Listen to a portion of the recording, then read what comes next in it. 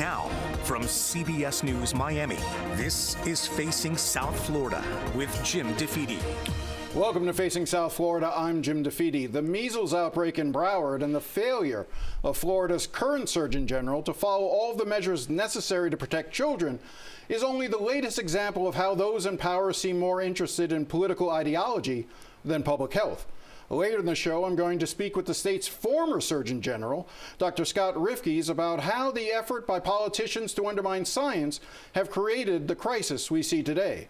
But first, I want to bring in Broward School Superintendent Peter Licata for the latest information on the measles outbreak.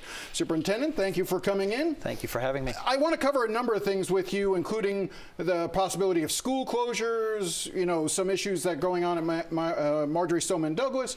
But let's start with the measles outbreak. Sure. Give us the latest information. So we have about 73 students absent today. There was a outbreak 2 weeks ago, as we know, and we have a 21-day wait period, which I believe ends on March 7th currently. We only can deal with absolute proven cases. We can't deal with probable or possible. We rely on the health department, which has been phenomenal, by the way. They've really been great with communications. Last week, I decided to go out there and make sure I walk the halls, talk to the students, talk to the teachers, let the community know, talk to some of the parents out there, let them know, it's under control. We have the communications out. We know what we're doing. It's safe, and it was really important that the community did see me walk that. But we're coming back down to an absentee rate which is pretty much normal, and parents do have that ability to be fearful in a sense that yes, it is the measles. So we're looking at those numbers. We see those numbers. We're at about 33 that are unvaccinated in there for various reasons. But I at that one particular school or district-wide? At that one particular school. At that one particular school. And that brings the vaccination rate to that school at what? You're still below 95% there. No, it's almost over 98, 99%. 98, 99 yes, now. yes. And that was the critical threshold. Prior to this outbreak, it was below 95, which makes it more ripe for spread. So there's different kinds of numbers out there. The one vaccine, it comes in sets. The one vaccine actually gives you like a 93% chance not to catch it. So we were at that number very high, but right now we're at 98. We did catch up. We did offer the van. The public health department did a great job of giving that. So we are above that. We're really close to 100 right now. But there is always those exceptions that we have to work with. What's the latest outbreak? I mean, how recent a case do you have? Do you have one within the next few days, or do you still project that by the middle of next week you'll be outside that 21-day window? At this time, we believe we'll be outside that 21-day window. We did have one earlier this week, but they hadn't been on campus for a couple of weeks. So we're in a good place right now. Knock on wood, we feel like we're in a good place to where it's going to fizzle out. But it's a reality. Look, you gave credit to the local health department for the work they did. Obviously, there's been some criticism of how the state health department, and particularly the Florida Surgeon General, has dealt with this, sending a letter to parents, not necessarily encouraging them to get their children vaccinated, leaving it up to parents to decide whether unvaccinated children should be attending school as opposed to the school district, which may have had the authority to, or previously had the authority to say, if you're unvaccinated, please stay home for the next 21 days. I know I don't want to get you in trouble with the governor, because certainly this is a governor who can yank school superintendents, for less. But how was that navigating the politics with the public health? So we make a decision to be educators. And we let those things end in those arenas and work in those arenas. We also rely on what the doctors and what the health department tells us. So we've been in constant communication with the Department of Education, the Commission of Education, and we've worked through this. There's always been the parental exemption choice on that for various reasons, including religious. We also have some students that are medically fragile that can't take it. So even my years as a principal 20 years ago, we still had a few exemptions through there. So we don't want to take the parental right away, but we want to make sure that, and we did this in this case, give every bit of information, communication, medically backed information that says what your risks, what it does, how does it work, so forth and so on. So we really wanted to give the information out, let the medical professionals deal with it from there. But as a school, we always are in a reaction mode. Whether it be testing, whether it be, we're in a reaction mode, and we do a good job of it. Last question on this: did Dr. Ladapo make your job harder? I don't know if he made it harder. My job's pretty hard already. Their office communicated with us quite nicely about the letter that was sent out, and we want to make sure we control it to the community we're doing. So it's not in the script, and you work through it, and you put your communication skills together, but you make sure you're talking to the parents and the community, and the principal did a great job too. Real quick on this, do we have issues with any other vaccinations? I mean, I remember the measles, rubella, all of that. Are we seeing any other vaccine hesitancy that may come up? We've dealt now with measles. Is there anything else on the horizon that concerns you? Well, the MMR it gets 3 mumps, measles, and rubella. So that comes in a series of 2.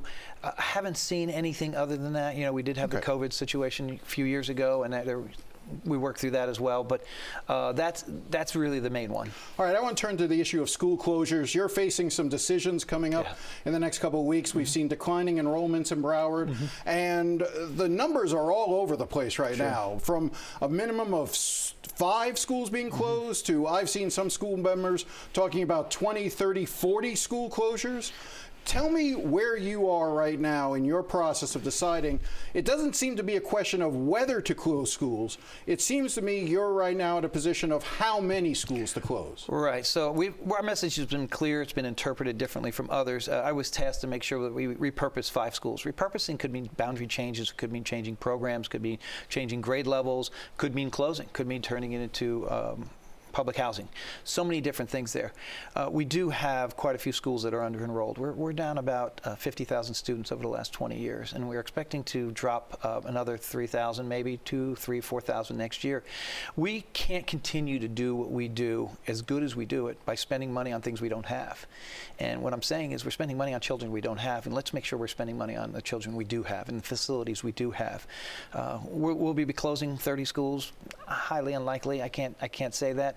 But we have the ability to have an opportunity to make a difference and make sure we're spending the money in the right way. Our budget has to be predicated on the students we have. So there's going to be some tough decisions. We're going to have a series of meetings with that. We did already have the series with the community. We want to make sure the community knows we're listening.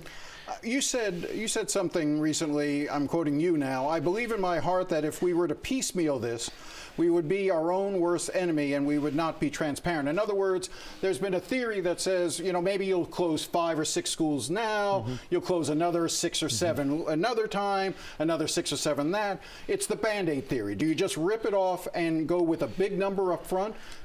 Guide me as to what your thoughts is regarding that. So that's the final decision with the board. They're all in. We know what we have to do.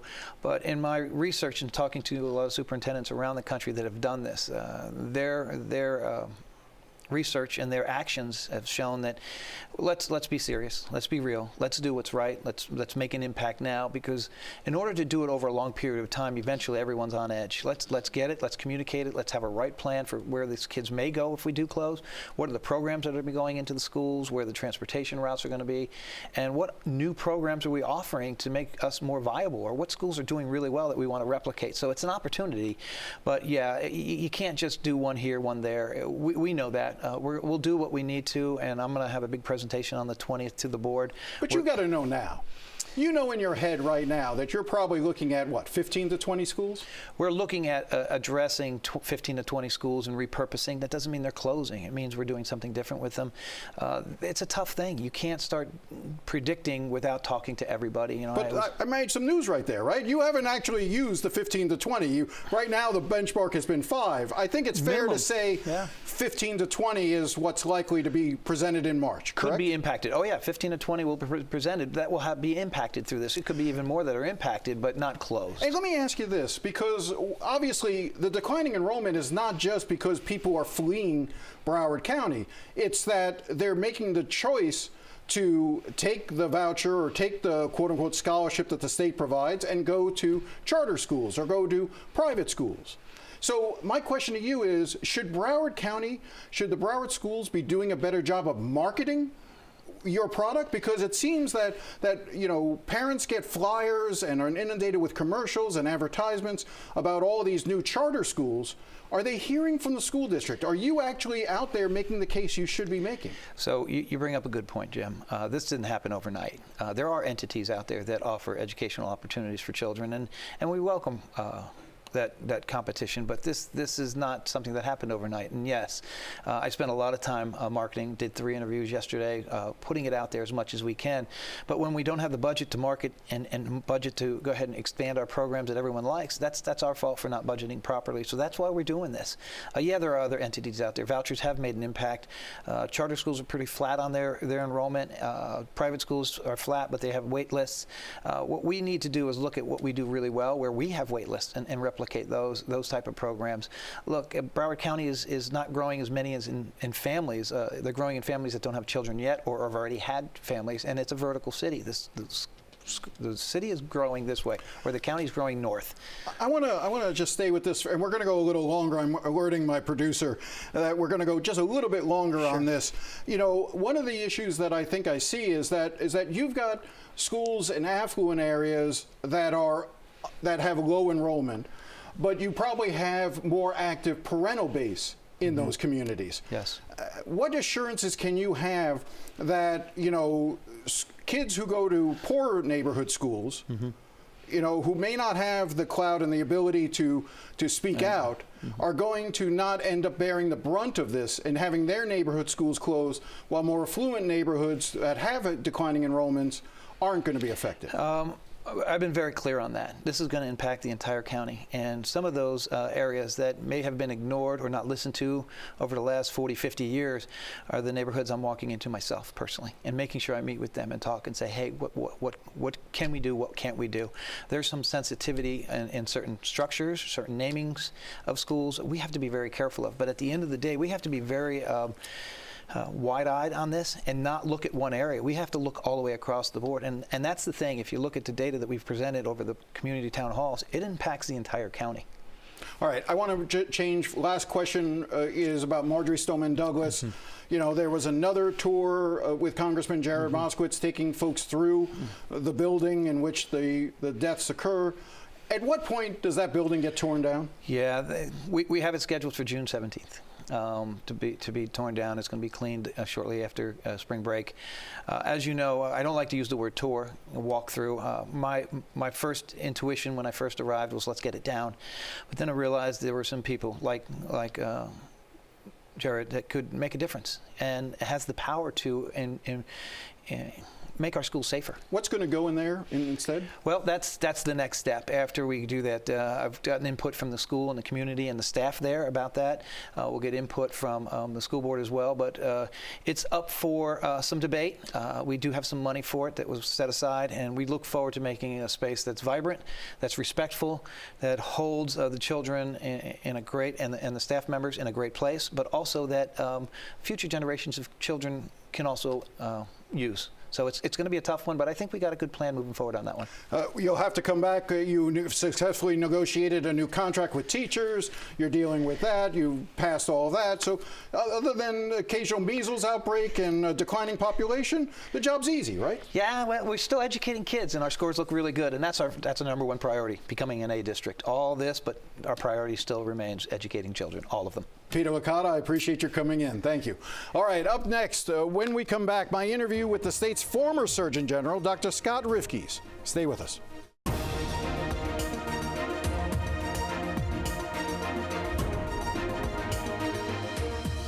Welcome back. When politicians get involved in matters of public health, political ideology trumps science. We saw it with COVID when we heard the governor and others express not just disdain for public health officials, but outright hostility. We then saw it with the state's current Surgeon General, Dr. Joseph Ladapo, embracing anti-vaccine conspiracy theories and discouraging people from getting the vaccine, which is why Florida ranks near the bottom when it comes to booster shots. And the number of Floridians dying from COVID continues to grow and now stands at more than 87,000. So given what we've seen in recent years, this measles outbreak is the next natural step in Florida's backward slide from science and knowledge. This week, I spoke to Dr. Scott Rivkees, Ron DeSantis' first Surgeon General. Scott Rivkees was sidelined by DeSantis during COVID after it became clear that Rivkees wanted to follow the science and DeSantis had his sights set on the presidential campaign. I started by asking Rivkees his reaction to the measles outbreak here in Florida. Yeah, well, first, we know measles is not going to control itself. And unlike COVID, measles has been around for a long time and we know what to do. And they're basic measures that public health can take to really control measles outbreaks. This involves educating the public, increasing vaccination, isolating individuals who may have been exposed to measles and are not vaccinated. And then also, there's a certain element of fairness which goes into this in terms of what we recommend for parents and the public. But again, when you read and see that you have an outbreak here in Florida, what went through your mind? Yeah, that department, measles is not new to Florida. And the Department of Health has dealt with measles outbreaks before. I had dealt with them when I was Surgeon General. And, one of the important things to do is making sure that we're having vaccination and that individuals who are exposed to measles end up being isolated to slow the spread. And that recommendation is not currently being followed. When you find out that the current Surgeon General, your successor, is not recommending isolation for kids without vaccines, who are not vaccinated, who are subject or liable for getting the measles or even spreading the measles. What was your reaction when you saw that Dr. Ladapo wasn't following what is normally the procedure here? First and foremost, I think this is very unfair to parents. So if you're a parent of a child that has not been vaccinated and you're leaving it up to the parent to make the decision, do I let my child who is potentially contagious go to school versus giving them guidance, which is out there, that places a heavy burden on that parent. And then let's look at the other side. And I think we're seeing this playing out in the school district. If you're the parent of a child who is vaccinated, we know vaccines protect about 99% of individuals, but not everybody. If there's a child who may be sitting next to your child in school who is not vaccinated and is potentially contagious, uh, what are you to think? And I think this is, like I said, we're seeing this play out with large individuals not attending that school. So again, this places a burden on the parents in a situation where it's a serious situation where typically public health will step in and give very clear guidance. Why do you think Dr. Ladapo has not given that guidance? I can't speak to what's behind his reasoning. Well, based on everything that you've seen, though, you've understood and watched as his vaccine hesitancy has taken a hold on the state, not just as it relates to COVID, but other issues as well. Is this the natural result of following those policies that you're going to have these types of outbreaks? Yeah, there's no question. One of the things that we're seeing is we're seeing decreased childhood vaccination rates before children going to school, Florida, other parts of the country. And already this year, we're into February, there are more than 30 cases of measles in the United States, whereas last year, the whole year, there were about 50 cases. So we are seeing the effect of erosion in confidence in vaccines and public health measures. By training, you're a pediatrician, so this issue is one that you're well aware of as a pediatrician. If a parent comes in to you and when you were, practicing medicine as a pediatrician, and talk to you about whether or not it was a good idea to have their child vaccinated, what did you tell them? Yeah, the answer is unequivocally yes. So let's look at the facts, Jim. If somebody has measles, even before they get the rash, over the 4 days beforehand, they can be contagious.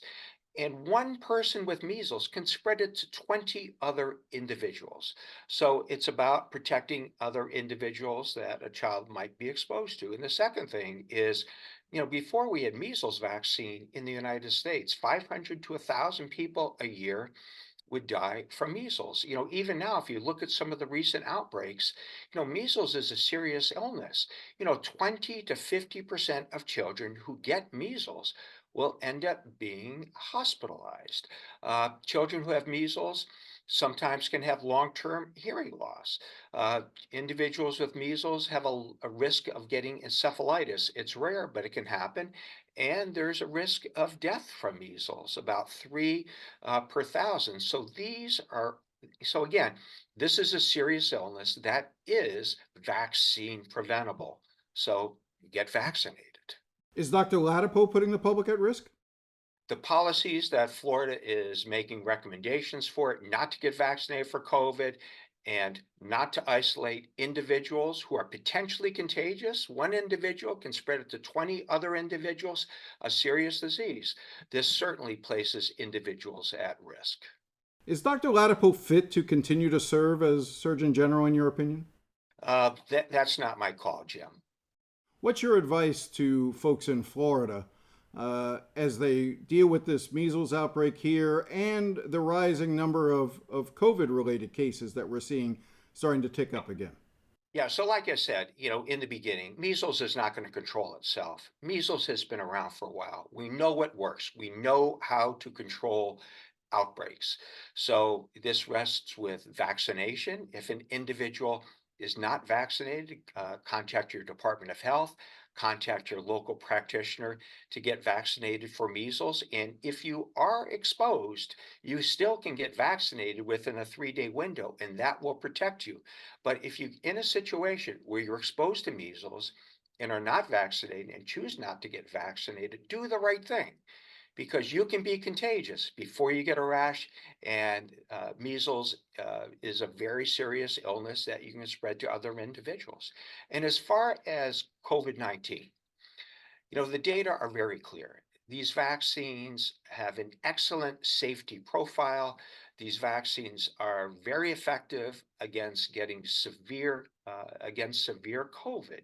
We're dealing with measles now. Are there other diseases, particularly as it relates to children, that you're concerned with, that we may begin to see rise up again, whether it's polio, rubella, anything else out there that concerns you at this point in terms of vaccination rates in Florida? Well, I would say, a front and center right now is measles, because measles is probably the most contagious virus that we deal with. Measles, 10 times more contagious than COVID, than flu, but also for flu. We came off a serious flu season, again, a vaccine preventable condition with the severe disease. So pertussis is another vaccine preventable illness, both for children and for adults. We're seeing upticks in terms of pertussis.